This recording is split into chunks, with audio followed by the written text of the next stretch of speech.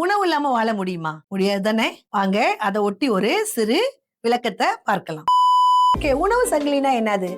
உணவு சங்கிலினா உயிரினங்களிடையே ஏற்படுகின்ற உணவு தொடர்பு தான் உணவு சங்கிலி. பாத்தீங்கன்னா உணவு சங்கிலியில முதல்ல உற்பத்தியாளர்ல தொடங்கி கொள்ளூனில தான் முடியும்.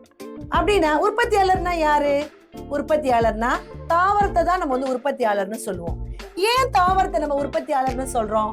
காரணம், தாவரத்தால சுயமாக உணவு தயாரிக்க முடியும். அடுத்து பாத்தீங்கன்னா இந்த இடத்துல கடைசியாக இருப்பதுதான் கொள்ளுண்ணி. ஓகேங்களா? மற்ற மிருகத்தை கொன்று சாப்பிடறதுனால அது கொள்ளுண்ணின்னு நம்ம சொல்றோம். பெரும்பாலும் இந்த கொள்ளுண்ணி மாமிச உண்ணியாக தான் அமையும். அடுத்தது, இந்த தாவரத்தை அடுத்து வர எல்லா விலங்குகளுமே பயனீட்டாளர்கள். அதாவது முதல் இடத்துல இருக்கிறது முதல் பயனீட்டாளர், இரண்டாவது இடத்துல இருக்கிறது இரண்டாம் பயனீட்டாளர், மூன்றாவது இடத்துல இருக்கிறது மூன்றாம் பயனீட்டாளர். அதே போல அடுத்தடுத்து. இது போல நிறைய தகவல் உங்களுக்கு தெரியணுமா? ஸ்டார் டியூட்டர்ல இணைய மறந்துடாதீங்க.